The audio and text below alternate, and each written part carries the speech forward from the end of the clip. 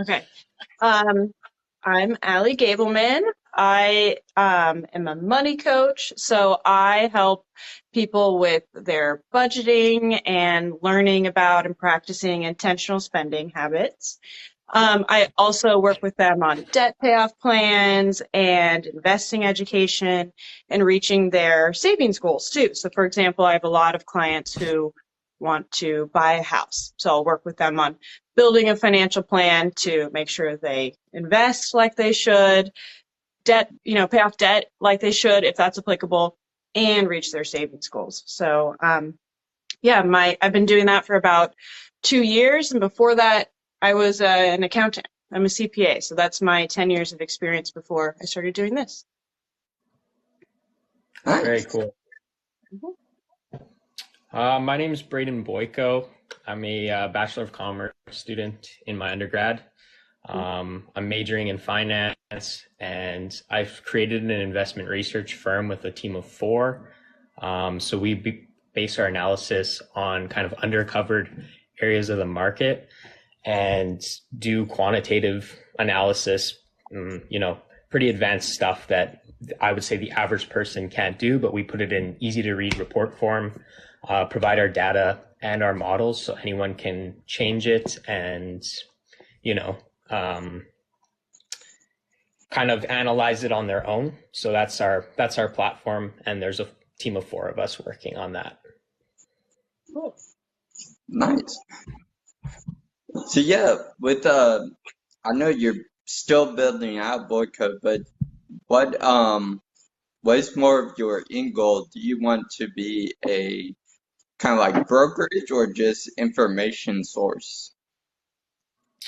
I think the end would be to open a fund.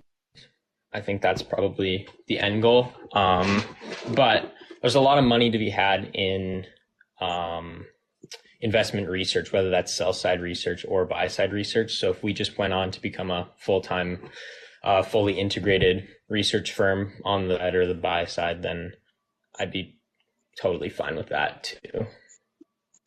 Awesome. Now would y'all I know individually it's more research on macro and micro and then some companies, but are you exclusive to a certain form of research or not so much? No, so I would say each person of our four-person team has a very different style I really like. So myself, I'm really big into the quantitative statistical side, like giving people exact odds of like every sort of idea of something happening in the market and then modeling that. Whereas we have some people who are heavily focused on, finding undervalued companies, whether that's through just balance sheet analysis, or if that's like discounted cash flow or the leverage buyout modeling. But we provide all of that so people can see what we're doing and kind of tweak it if they don't believe that we're accurate on that. But yeah. Nice. Cool. Are you going to do your introduction, Jonathan?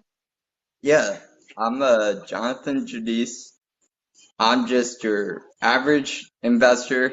My two jobs I do are I work at a restaurant and I do property management, and then I do some investing on the side. I think you're more advanced than the average investor. I've talked to you enough to know that. You're downplaying yourself a little bit there, but Probably so. That's good. I mean, my overall goal is just to show your average good Joe can start investing.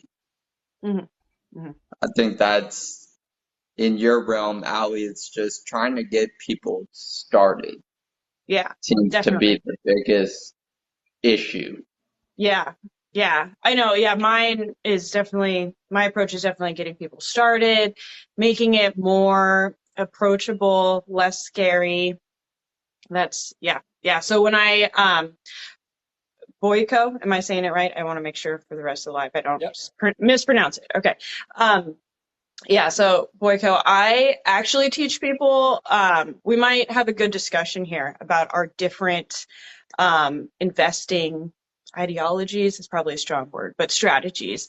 Um, because I exclusively teach index fund investing. And in fact, a lot of people who come to me are really intimidated by investing in general, and they want a very hands-off approach. So a lot of times I'm informing people about target date index funds because they're looking for like a set it and forget it type thing. Um, so yeah, I'd be interested in talking with you about um, I think you said you do some market analysis of like all of the different likelihoods, all of the different probabilities. So I'd be interested in what you found, like an actively managed portfolio versus something more passive like an index fund, and how the performance might compare over like a short period of time versus multiple decades. And if you Yeah, do for not have sure. that ready and handy to talk about, that's fine. I just, when you were doing your introduction, thought about it. Yeah, no, I mean, I don't have exact values, but I've definitely looked all into that. I would first of all never tell anyone not to go the index route. Like if it's just, a beginner investor, I mean, I've set up, friends and family and whatnot with that, and I've always, ETFs index route is the way to go because, like you said, hands off, and not no complexities there. And then for the active versus passive management, I think we actually took a course in university kind of explaining the difference here. And an actively managed portfolio will always um, beat out in the terms of return over the long term if it's done right. And it's done wrong like 95% of the time. I was going to say, I don't So know if the statistics are on your side there, but no, and they're most definitely not. However, the you look at some of the largest hedge funds in the world and certain funds that are actively managed, and they outperform the S&P and all other global market indexes by, 30% every single year. And but they cost a lot of money to be a part of. Like it's a very yeah. exclusive club of people who can invest in them. So for the average person, no, there's no actively traded fund that's going to outperform the market consistently year over year. However, for the very wealthy, there's 100% firms out there who will do that. I mean, but even for the very wealthy, which is certainly not my target audience, but even for them, the fees to participate in an actively managed mutual fund, I mean, I just don't like, I just can't get past that. Like on a percentage basis, they're a lot. Like you can Yeah. get charged close to 2% of assets under management for exclusive wealthy only actively managed portfolio. And even if you have, and I just feel like that just makes it so hard to actually beat out a more passively managed fund because your returns have to be consistently at least 2% higher than the passively managed fund.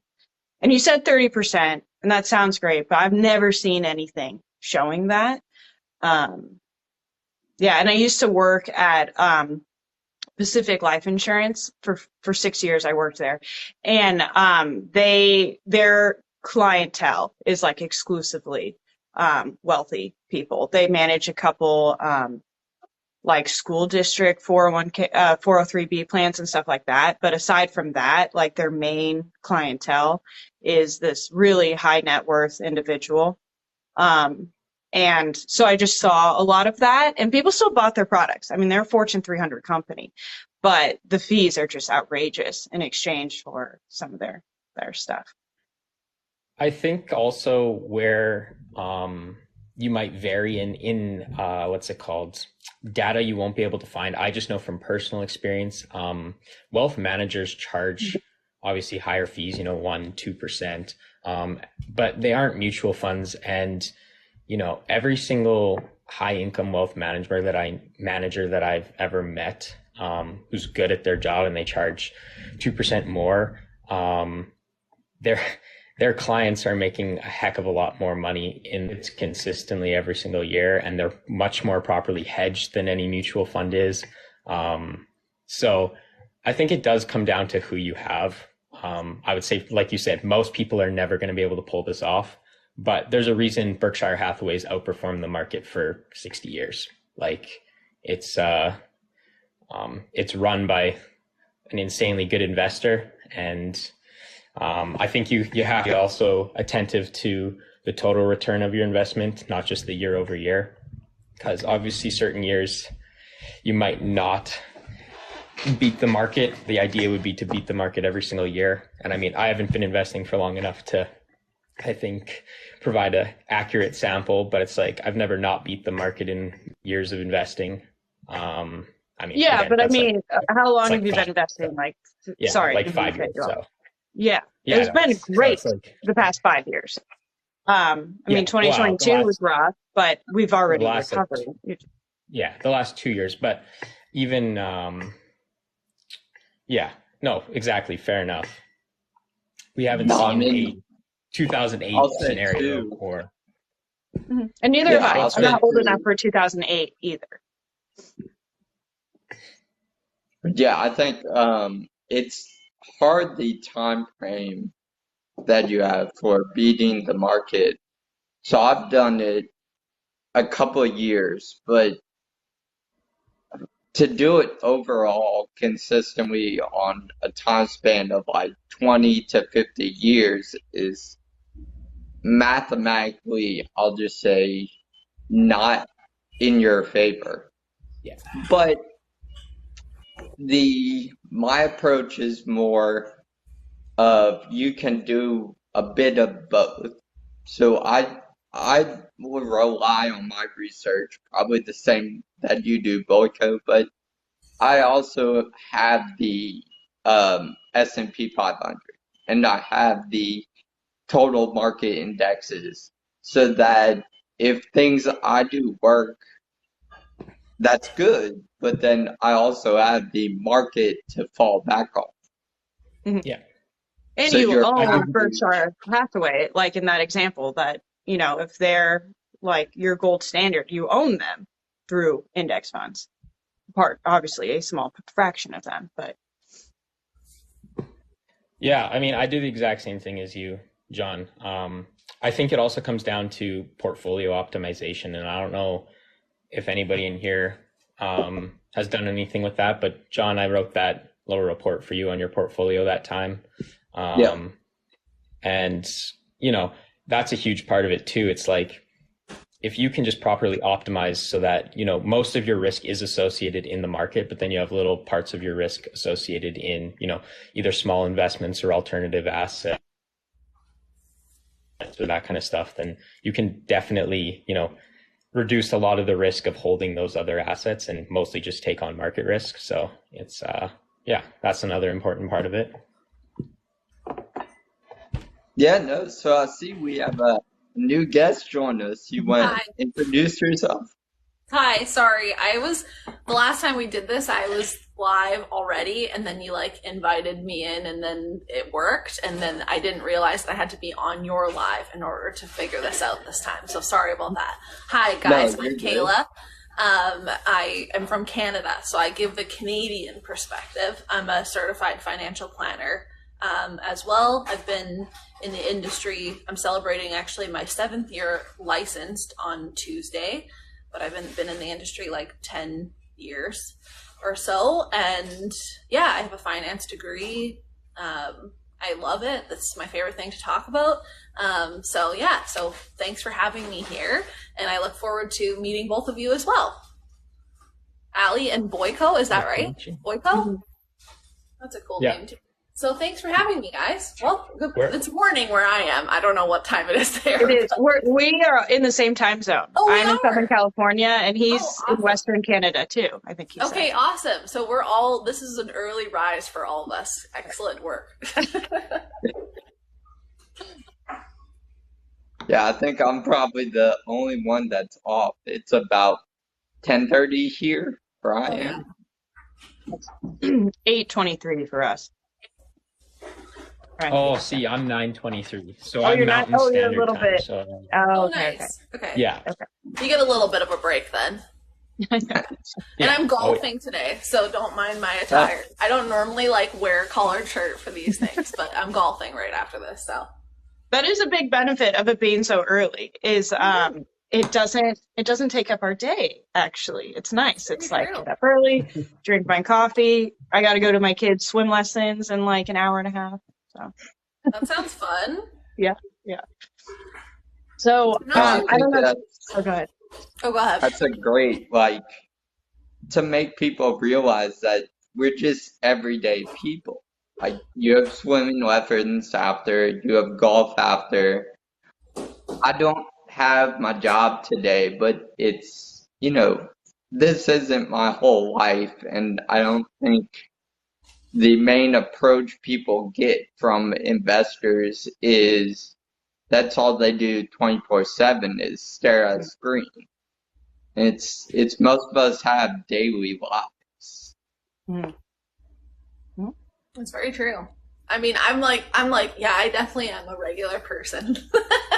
Yeah. I definitely don't do this, very much. So this is very rare for me. I'm never on live. Actually, I only do this for Jonathan, really.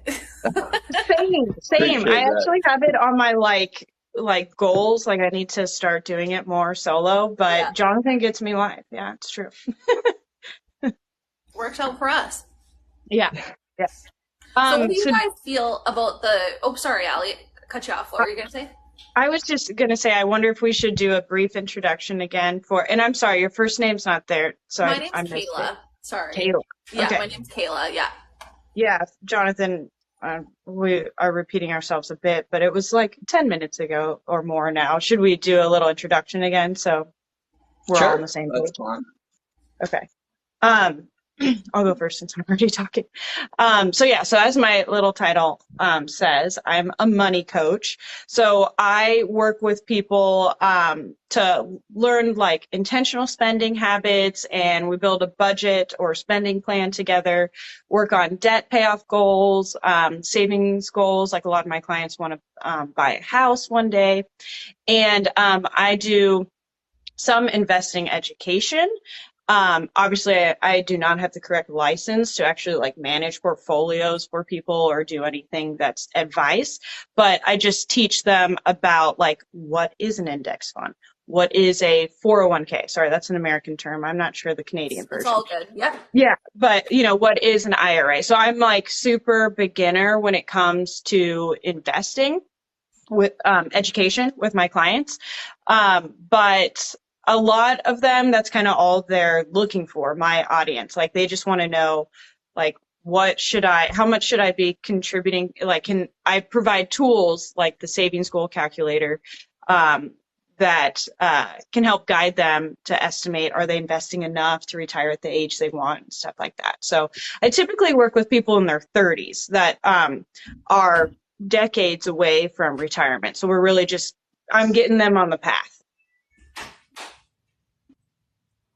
That's my spiel. Sweet. Oh, and I'm a CPA, My name's but I Braden. left that practice to do this. So my name's Braden. I'm a Bachelor of Commerce student, majoring in finance. And I recently created, well, not that recently, about a year and a half ago, I created a web-based platform for investment research for clients. And we have a team of 4 of us working on that now. And we take a very quantitative approach to things, providing probabilities and exact odds of certain things happening in the market. And then we focus primarily on undercovered markets in the equities, commodities, and credit markets. So each writer, or I can't call them an analyst, we're not analysts yet, but each researcher kind of takes a different approach to it. And then we've kind of built a team around that. So, yeah.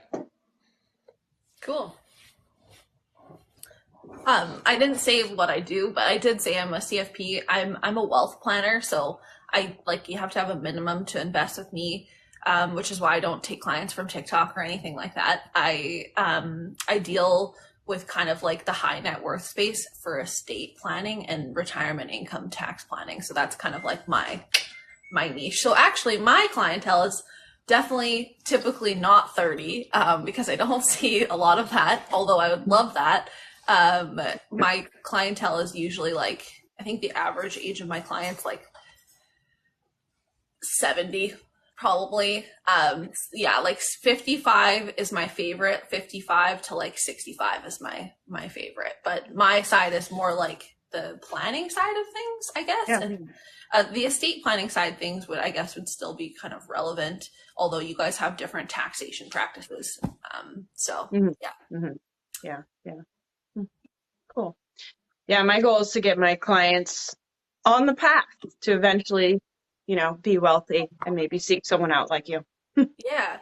I mean, honestly, the earlier that you, like, if you can get people, the earlier that you can start, I think that's great what you guys are doing. Also, super interesting, Boyko, for what you're doing too. So, are you like on the track for CFA? Like, what is your kind of like goal to? Yeah, so I'm currently taking the Canadian Securities course, and then I'm going to look Okay. into doing some sort of analyst designation after that, and then I'll definitely go for the CFA once I'm done So university. you're Canadian.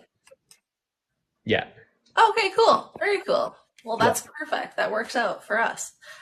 So for you, so you're taking kind of like the analysis, or well, not that you're calling it analysis, but the analysis that you're doing is basically like quantitative analysis. Can you explain a little bit more about what your platform does? I think that's really neat. Yeah, so our platform provides just literally a space for us to upload our research in report form, and then we can also upload our models so that people can go in and tweak that if they don't agree with our analysis on those models. That way they can change growth rates and all these types of things. Cool. And then as for like our analysis, people kind of just take the different form of what they do. So personally, like, there's I guess one side of it doing intermarket analysis or spread analysis, and then the other side taking a more like business focused approach in like the equities market, where people are doing discounted cash flows, leverage buyouts, analyzing the financial statements. And yeah, so each person kind of takes a different approach, and it honestly provides a great balance when we're like reviewing each other's stuff before we publish it. But yeah. Cool. That's neat. Awesome. And Allie, so your clientele being kind of like the earliest you can get them, what have you found is kind of like the biggest challenge that you've had with what's a common theme? Yeah, no, that's a great question. I mean, by far the biggest thing is intimidation with like getting started and who to ask questions. A lot of people like I'm starting to change my marketing to say like I make money less scary, because that's what I do aim to do. And I've realized through working with clients, like that is why they come to me. Because they'll have questions or they'll feel shame, like with, I mean, it's all over the news. I'm sure you are aware that like 30-year-old Americans have student loans. And sometimes people come to me with credit card debt. So there's a shame component sometimes that people are like shameful of the situation they're in, a little bit embarrassed, and that adds to their fear of seeking out help and, wanting to work with someone. But also I think that they hear a lot of like investing terms. Like, do you want to be called Braden or Boyko? Whatever. Okay. But like what you were, no, it's okay. I just wrote down Braden, but I noticed, yeah.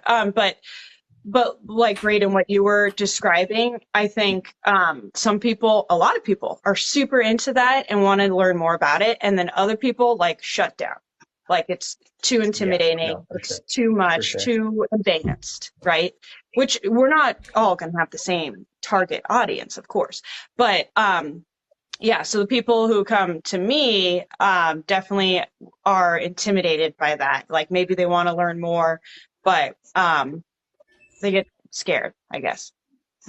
I think that's the hard part, is because when you try and learn anything new, everything has its own like jargon. its own words that no one knows except the people who are in that industry. Mhm, So it's mhm. like I could spout off 401k, 302b, blah, blah, blah. And it's like I'm speaking gibberish. But Yeah. it's that disconnect that, okay, I need to approach it as you're a second grader and I'm a second grader.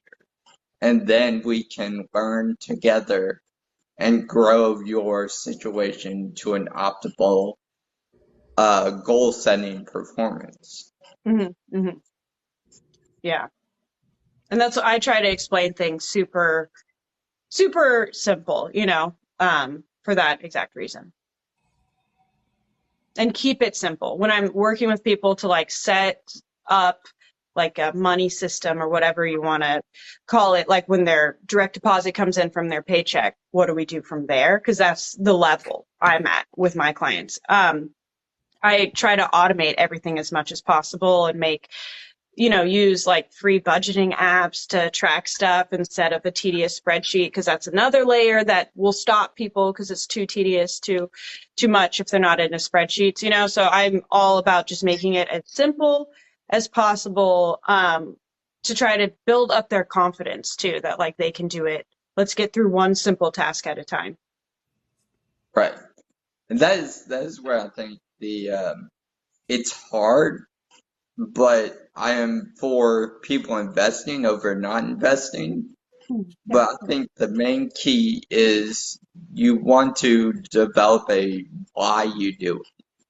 So if you just trust me to do my job of like, hey, I'll put you in this fund or this play or this, and you're evaluating just me, not overall what things do, that's hard because you're just putting money into a person. You're not knowing anything behind it, which has its ups and downs, its alphas and deltas, but it's that I think my approach is more of trying to get people to learn the information than just, hey, automatically invest and trust that this system works and just blindly do it. Yeah.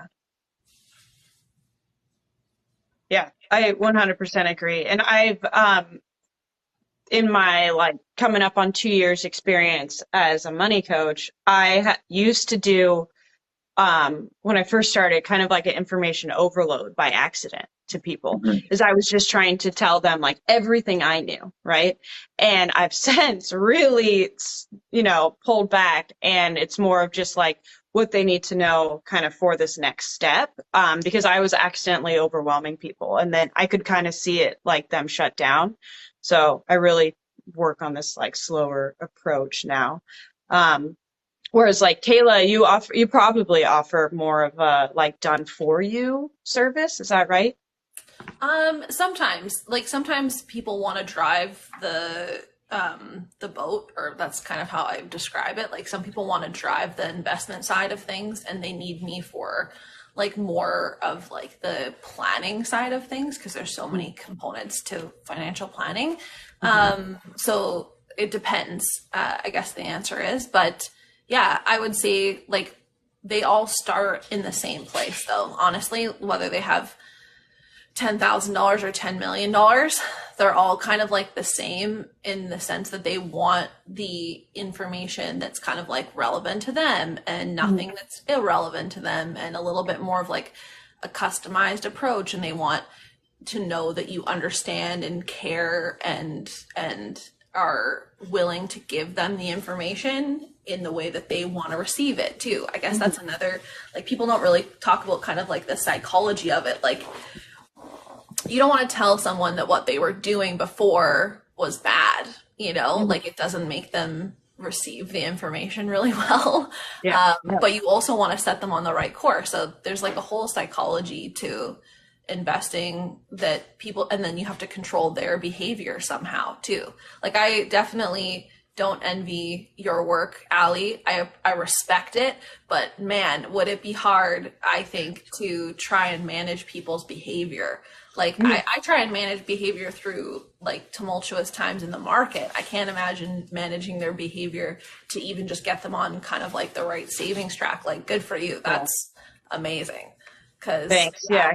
Yeah. Thank you. Yeah. It is like daily behavior because it's the Yeah. daily stuff that Retraining. got some of them into credit card debt, for example.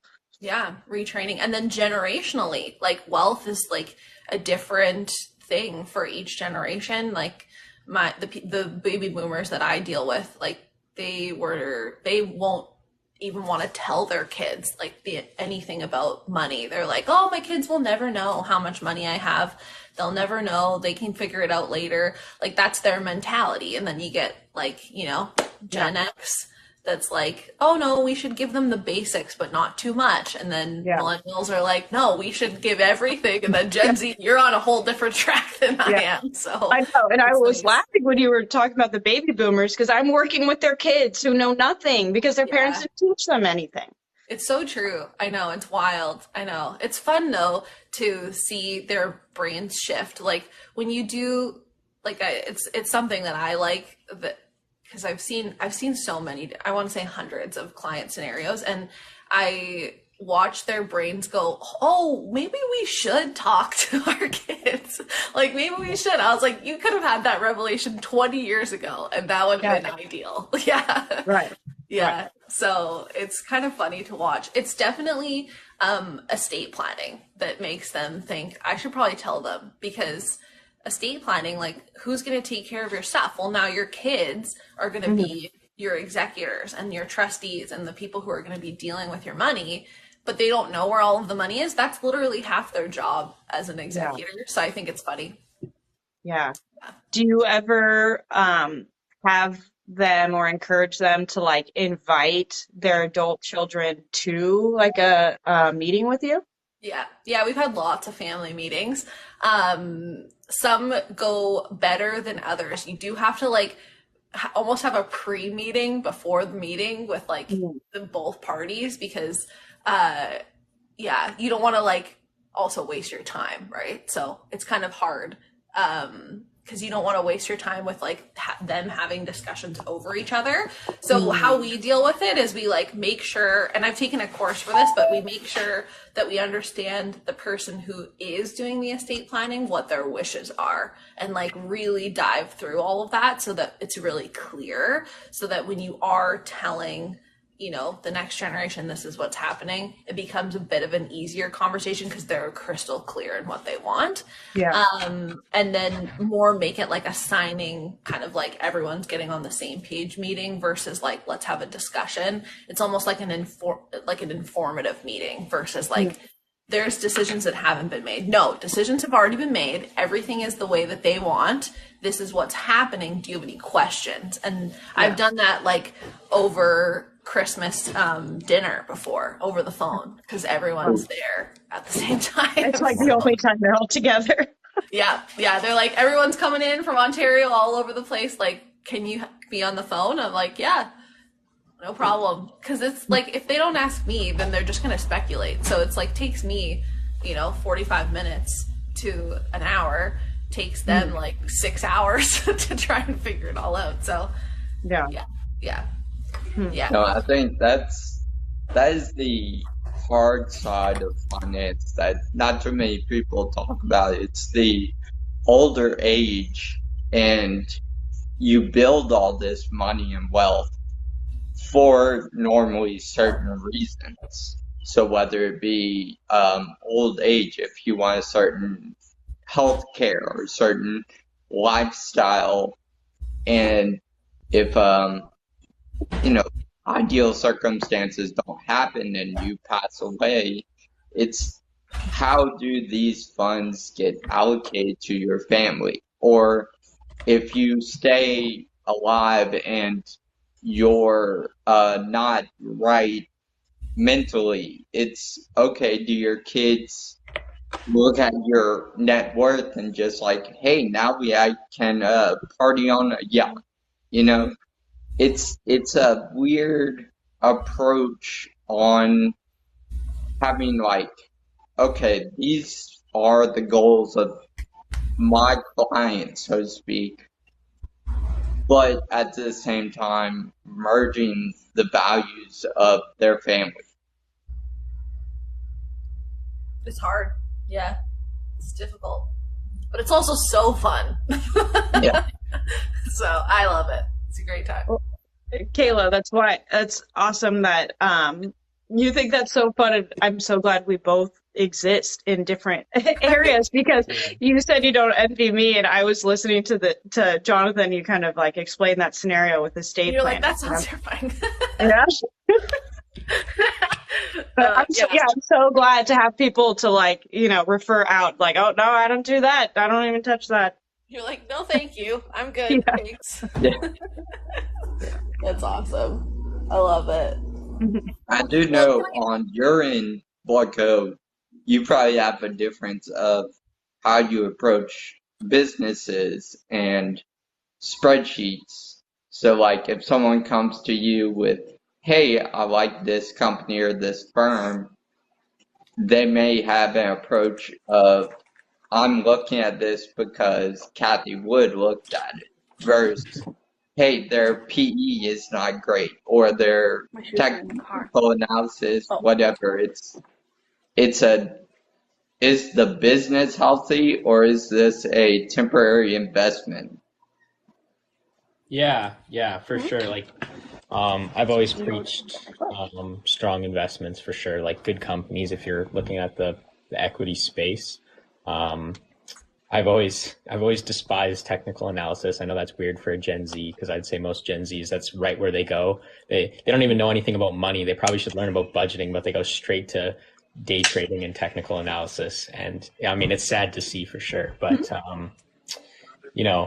I honestly, I've always kind of said this to people when they're they want to get into investing. I'm like, you should definitely take like Allie's approach. Like, you need to go very basic, go like learn about budgeting, learn about this stuff before you get into investing, because you're so young. Like you should start young, but you should know what you're doing before you start. And again, like you should just have basic knowledge. And so the whole following Kathy Wood, technical analysis, whatever, it's all just media hype. And there's a reason that people are starting to turn on legacy media and whatnot, because it's just, they do everything for clickbait. It's no different than certain YouTube channels where every single headline or their title is just clickbait.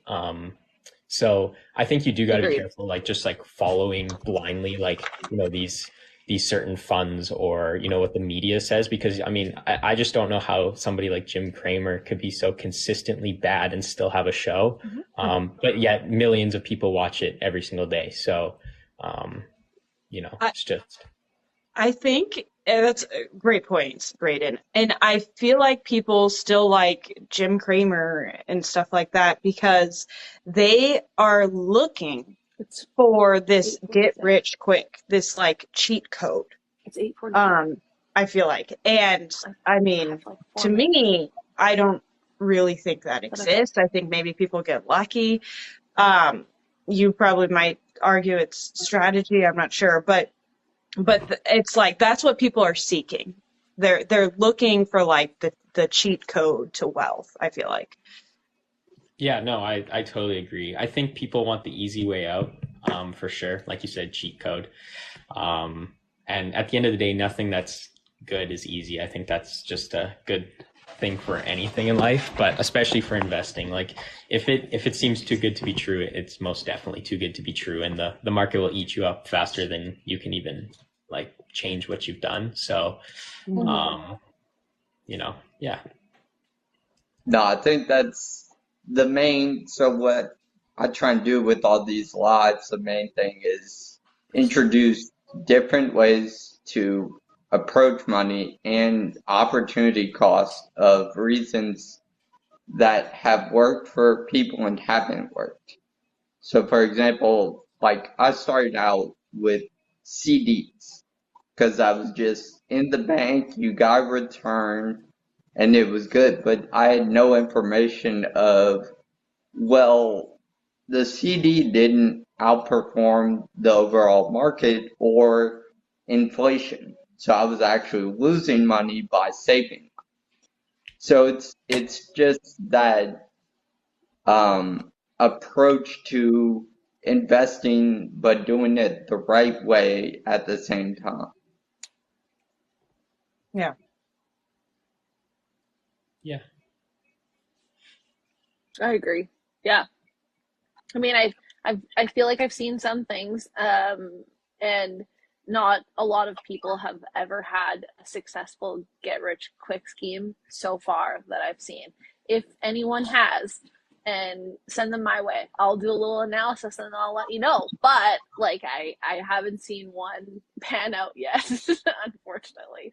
I think the Um, only ones that exist are they're not really investing in the way we're talking about it. It's people yeah, who made their own business and then the business exploded. Though that's like for the only sure. people who it happens overnight, you know. Yeah. Yeah, or like I find that like people also, another trigger word is like real estate. Like people are Mhm. like real estate, real estate, but it's like slow real estate. I feel like real estate's a trigger word, but it's not fast real estate. It's like waiting for kind of like an opportunity and then slowly building that like longer term real estate. Like there is most of my wealthiest people, they have had multiple places in real estate all over the country. But Mhm. that being said, they did it over a period of like 45 years. It's not like a, build your portfolio of 10 immediately. Like, Mhm. you know what I mean? So I feel Yeah. like people get stuck on like, oh, I need real estate like right now or else I'm never going to be wealthy. Mhm. It's Mhm. so slow, Yeah. that market. But yeah, anyway, I do have to run, so I will have to let you guys go. But you guys can continue on if you'd like. But it was really nice to meet both of you. Yeah. And Yeah. Nice to Jonathan, meet thanks you. for organizing. Yeah, I wish I definitely. could have hopped on earlier, but I just couldn't quite figure it out. I did my own live by myself for like 10 minutes. So thanks, guys.